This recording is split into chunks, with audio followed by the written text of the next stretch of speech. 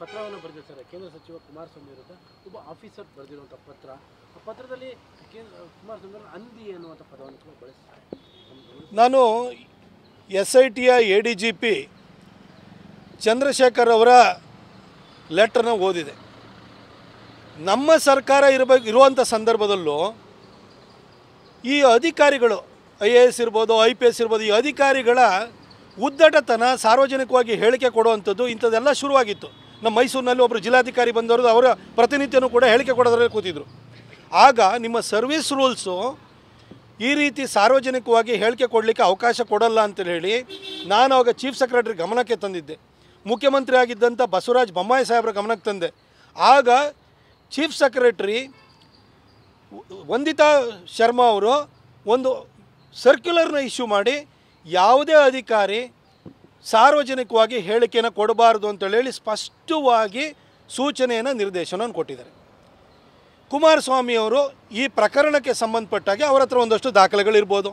ಆಮೇಲೆ ಅಧಿಕಾರಿಗಳು ಯಾವ ರೀತಿ ಮಾಡ್ತಾರೆ, ಎಲ್ಲೆಲ್ಲಿ ಬೇನಾಮಿ ಕಂಪನಿಗಳು ಮಾಡ್ತಾರೆ, ಈ ರಾಜಕಾರಣಿಗಳಿಗಿಂತ ಅಧಿಕಾರಿಗಳೇ ಕರಪ್ಟ್ ಇದ್ದಾರೆ ಅನ್ನೋದ್ರ ಬಗ್ಗೆ ಏನು ಹೊಸದಾಗಿ ಹೇಳಬೇಕಾದ ಅಗತ್ಯ ಇಲ್ಲ. ಮೈಸೂರಿನಲ್ಲಿ ರಾಜಪಥ ಮಾಡಬೇಕಾದ್ರೆ ನರಮ್ ದುಡ್ಡು ಬರಬೇಕಾದ್ರೆ ಎಲ್ಲೆಲ್ಲಿ ಕಂಪನಿಗಳಿಗೆ ಕೊಟ್ಟರು, ಆಗಿನ ಇದ್ದಂಥ ಅಧಿಕಾರಿಗಳು ಯಾವ ರೀತಿ ಹೊಡೆದಿದ್ದಾರೆ ಅಂತ ನಮಗೆ ಕೂಡ ಗೊತ್ತಿದೆ. ಹಾಗಾಗಿ ಕುಮಾರಸ್ವಾಮಿ ಅವರಿಗೂ ಕೂಡ ಈಗ ಕೇಂದ್ರ ಸಚಿವರಾಗಿದ್ದಾರೆ, ಎಷ್ಟೋ ವಿಚಾರಗಳಿರ್ಬೋದು, ಡಾಕ್ಯುಮೆಂಟ್ಗಳಿರ್ಬೋದು ಅವ್ರ ಹತ್ರ ಇರ್ಬೋದು.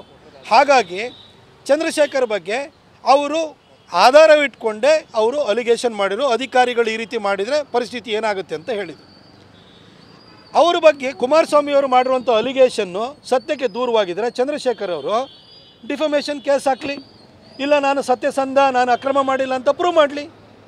ಅದು ಬಿಟ್ಟು ಜಾರ್ಜ್ ಬರ್ನಾರ್ಡ್ ಶಾ ಅವರ ಕೋಟನ್ನು ಹಾಕಿ ಹಂದಿಗಳ ಜೊತೆ ಗುದ್ದಾಡಕ್ಕೆ ಹೋದರೆ ಮೈ ಕೆಸರಂಟುತ್ತೆ, ಹಂದಿಗೆ ಮಜಾ ಸಿಗುತ್ತೆ ಅಂತೇಳಿ ಒಬ್ಬ ಕೇಂದ್ರ ಸಚಿವರನ್ನು ಈ ರೀತಿ ತುಚ್ಛವಾಗಿ ಹೇಳಿಕೆಯನ್ನು ಕೊಟ್ಟು ಒಂದು ಸ್ಟೇಟ್ಮೆಂಟನ್ನು ಇಶ್ಯೂ ಮಾಡಿದ್ದಾರೆ.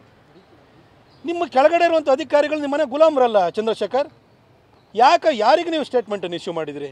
ಏನು ಅಧಿಕಾರಿಗಳು ನಿಮ್ಮ ಮನೆ ಕಾಯುವಂಥವ್ರು? ಅವರು ನಿಮ್ಮ ಅಧಿಕಾರಿಗಳಿಗೆ ನಿಮ್ಮ ಕೆಳಗಡೆ ಇರುವಂಥ ನಿಮಗೆ ಕೂಲಿ ಕಾರ್ಮಿಕರ, ಅವ್ರು ಸರ್ಕಾರಿ ಉದ್ಯೋಗಿಗಳವರು, ಅವರಿಗೆ ನೀವು ಬೋಧನೆ ಕೊಡುವಂಥದ್ದು. ಮೋರವರು ಕುಮಾರಸ್ವಾಮಿ ಅವರು ಮಂಡ್ಯದಲ್ಲಿ 2.5 ಲಕ್ಷಕ್ಕಿಂತ ಅಧಿಕ ಮಾರ್ಜಿನಲ್ಲಿ ಗೆದ್ದು ಬಂದು ಇವತ್ತು ಕೇಂದ್ರ ಸಚಿವರಾಗಿರುವಂಥವ್ರು, ಅವ್ರ ಬಗ್ಗೆ ಏನು ಮಾತಾಡ್ತೀರಿ? ಆಮೇಲೆ ನೀವೇನು Karnataka cadre ಆಫೀಸರಾ? Himachal cadre officer ನೀವು, ಆಂಧ್ರದವ್ರು ನೀವು. ಹಿಮಾಚಲ್ ಕೇಡ್ರ್ ನಿಮ್ಮ ಕೇಡ್ರ್ ಯಾವ ಕೊಡ್ತಾರೆ? ಏನು ಬೇಸಿಸ್ ಮೇಲೆ ಕೇಡ್ರ್ ಕೊಡ್ತಾರೆ? ನಿಮ್ಮ IPSನಲ್ಲಿ ರ್ಯಾಂಕಿಂಗ್ ಮುಖಾಂತರ ಕೊಡ್ತಾರೆ. ನಿಮ್ಮ ಕಳಪೆ ರ್ಯಾಂಕಿಂಗ್ ಇದ್ದಿದ್ರಾಗ ನಿಮಗೆ ಹಿಮಾಚಲ್ ಪ್ರದೇಶ ಕೊಟ್ಟಿದ್ದಾರೆ, ಒಳ್ಳೆ ರ್ಯಾಂಕಿಂಗ್ ಇತ್ತಿದ್ರೆ ನಿಮಗೆ ಆಂಧ್ರ ಪ್ರದೇಶ, ಕರ್ನಾಟಕ ಸಿಗ್ತಾಯಿತ್ತು. ಕಳಪೆ ರ್ಯಾಂಕ್ ತೊಗೊಂಡು ಹಿಮಾಚಲ್ ಪ್ರದೇಶದ ನೀವು ಕೇಡ್ರದ ಆಫೀಸರ್ ಆಗಿ ಇಲ್ಲಿ ಕರ್ನಾಟಕಕ್ಕೆ ಡೆಪ್ಯುಟೇಷನಲ್ಲಿ ಬಂದರೂ 4 ವರ್ಷ ಇರ್ಬೋದು. ನೀವು 25 ವರ್ಷದಿಂದ ಏನು ಮಾಡ್ತಿದ್ದೀರಿ ನೀವು? ಯಾಕೆ ಕರ್ನಾಟಕದಲ್ಲಿದ್ದೀರಿ? ನಾನು ಚಂದ್ರಶೇಖರ್ ಸ್ಪಷ್ಟವಾಗಿ ಹೇಳಲಿಕ್ಕೆ ಬಯಸ್ತೇನೆ, ಒಬ್ಬ ಜನಪ್ರತಿನಿಧಿ ಬಗ್ಗೆ ಈ ರೀತಿ ಹಂದಿ ಈ ಥರದ್ದೆಲ್ಲ ತುಚ್ಛವಾದ ಮಾತುಗಳಿಂದ ನೀವು ನಿಂದಿಸುವಂಥದ್ದು ಇದೆಯಲ್ಲ, ಇದನ್ನು ನಾವು ಸಹಿಸಲ್ಲ. ಫಸ್ಟು ನೀವು ಕರ್ನಾಟಕದಲ್ಲಿ ಇರೋದಕ್ಕೆ ನಿಮಗೆ ಯಾವ ಅರ್ಹತೆನಿಲ್ಲ. Better get lost from Karnataka. First ಕರ್ನಾಟಕದಿಂದ ತೊಲಗಬೇಕು ನೀವು. ಕರ್ನಾಟಕದಲ್ಲಿ ಇರೋದಕ್ಕೆ ನೀವೇನು ಕರ್ನಾಟಕ ಕೇಡ್ರ್ ಆಫೀಸರ್ ಅಲ್ಲ ನೀವು. ಮತ್ತು ಕರ್ನಾಟಕದ ಯಾವುದೇ ರಾಜಕಾರಣಿ ಇವತ್ತು ಕುಮಾರಸ್ವಾಮಿ ಅವ್ರ ಬಗ್ಗೆ ಮಾತಾಡಿದರೆ ನಾಳೆ ಇನ್ನೊಬ್ಬರ ಬಗ್ಗೆ ಮಾತಾಡ್ತೀರಿ.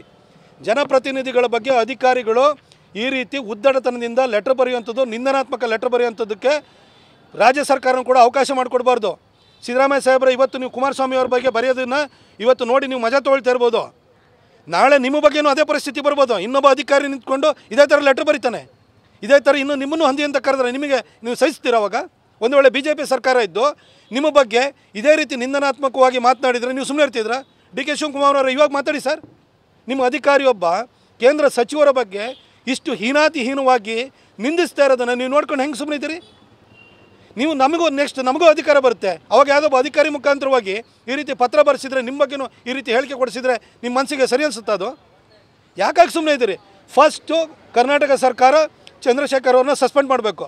ಆಮೇಲೆ ತಕ್ಷಣಕ್ಕೆ ನಮಗೆ ಈ ವ್ಯಕ್ತಿಯ ಸೇವೆ ಅಗತ್ಯ ಇಲ್ಲ ಅಂತ ಹೇಳ್ಬಿಟ್ಟು ಅವ್ರನ್ನ ವಾಪಸ್ ಕಳಿಸ್ಬೇಕು ಅವರನ್ನು. ಆಮೇಲೆ ಚಂದ್ರಶೇಖರ್ಗೆ ಇದು ಎಚ್ಚರಿಕೆ, ಫಸ್ಟ್ ನಮ್ಮ ಕರ್ನಾಟಕದಲ್ಲಿ ಇದ್ಕೊಂಡು ನಮ್ಮ ಕರ್ನಾಟಕದ ಒಬ್ಬ ಮಾಜಿ ಮುಖ್ಯಮಂತ್ರಿ, ಈಗ ಹಾಲಿ ಕೇಂದ್ರ ಸಚಿವರು, ನಮ್ಮ ಕನ್ನಡಿಗನ ಬಗ್ಗೆ ಹಂದಿ ಅಂತ ಕರಿಬೇಕಾದ್ರೆ ಎಚ್ಚರಿಕೆಯಿಂದ ಇರಬೇಕು. ಇನ್ನೊಂದು ಸರಿ ನೀವು ಇದೇ ರೀತಿ ನೀವು ನಿಂದನಾತ್ಮಕವಾಗಿ ಹೇಳಿಕೆಯನ್ನು ಕೊಟ್ಟರೆ ನಿಮ್ಮ ಸುಮ್ಮನೆ ಬಿಡಲ್ಲ. ಇದನ್ನು ನೀವು ಏನು ಬೇಕಾದ್ರೂ ಅಂತ ತಿಳ್ಕೊಳ್ಳಿ, ಎಚ್ಚರಿಕೆ ಅಂತಲಾದ್ರೂ ತಿಳ್ಕೊಳ್ಳಿ. ಆದರೆ ನೀವು ಈ ರೀತಿ ಭಾಷೆನ ಬಳಕೆ ಮಾಡಿರುವಂಥದ್ದು ನಿಮಗೇನು IPS ಯಾರು ಕೊಟ್ಟರು ಅಂತ ನನಗೆ ಆಶ್ಚರ್ಯ ಆಗುತ್ತೆ. ನಿಮ್ಮನ್ನು ಭಾಷೆ ಮೇಲೆ ಹಿಡಿತಾ ಇಲ್ವ ನಿಮಗೆ? ಇಷ್ಟೊಂದು ತುಚ್ಛವಾಗಿ ಒಬ್ಬ ಮುಖ್ಯಮಂತ್ರಿ ಆಗಿದ್ದಂಥ ವ್ಯಕ್ತಿ ಬಗ್ಗೆ, ಒಬ್ಬ ಕನ್ನಡಿಗನ ಬಗ್ಗೆ ಮಾತಾಡ್ತೀರಾ ನೀವು? ಹೋಗ್ರಿ ಆಂಧ್ರದಲ್ಲಿ ಹಂದಿಗಳು ಜಾಸ್ತಿ ಇರೋದು ಆಂಧ್ರದಲ್ಲೇ ಇದ್ದಾವೆ, ಅಲ್ಲಿಗೆ ಹೋಗಿ ನೀವು. ಇಲ್ಲಿ ಯಾಕೆ ಮಾತಾಡ್ತಿದ್ದೀರಿ ನೀವು? ಒಬ್ಬ ಕೇಂದ್ರ ಸಚಿವರ ಬಗ್ಗೆ ನೀವು ಹಂದಿ ಅಂತೇಳಿ ಹೇಳ್ಬಿಟ್ಟು ಕಂಪೇರ್ ಮಾಡ್ತೀರಾ ನೀವು? ಜಾರ್ಜ್ ಬರ್ನಾರ್ಡ್ ಶಾದು ಕೋಟನ್ನು ಹೇಳ್ತೀರಾ ನೀವು? ವಿನ್ಸ್ಟನ್ ಚರ್ಚಿಲ್ ಕೋಟನ್ನು ನಾವು ಹೇಳ್ಬೋದು, ನಾವು ಇಂಡಿಯಾಕ್ಕೆ ಫ್ರೀಡಮ್ ಕೊಟ್ಟರೆ only rogues and robbers will rule ಅಂತಂತಿದ್ರು. ಈ ಇಂಪೀರಿಯಲ್ ಸಿಸ್ಟಮಲ್ಲಿ ಇವತ್ತೂ ಕೂಡ ರೋಗ್ಸ್ ಆ್ಯಂಡ್ ರಾಬರ್ಸ್ ಯಾರು? ನೀವೇ ಅಡ್ಮಿನಿಸ್ಟ್ರೇಷನಲ್ಲಿ ಇರುವಂಥವ್ರು, ಅತಿ ಹೆಚ್ಚು ದುಡ್ಡು ಮಾಡಿರೋರು ನೀವೇ ಇರೋಂಥವ್ರು. ನಿಮ್ಮ ಭ್ರಷ್ಟಾಚಾರದ ಬಗ್ಗೆ ಮಾತಾಡಿದರೆ ಡಿಫಮೇಷನ್ ಕೇಸ್ ಹಾಕಿ, ನೀವು ಸತ್ಯಸಂಧ ಆಗಿದ್ದರೆ ನಾವು ಕೋರ್ಟಲ್ಲಿ ಫೈಟ್ ಮಾಡ್ತೀವಿ. ನಾನು 3 ಕೇಸನ್ನು ಡಿಫಮೇಷನ್ ಕೇಸ್ ಹಾಕಿದ್ದೀನಿ.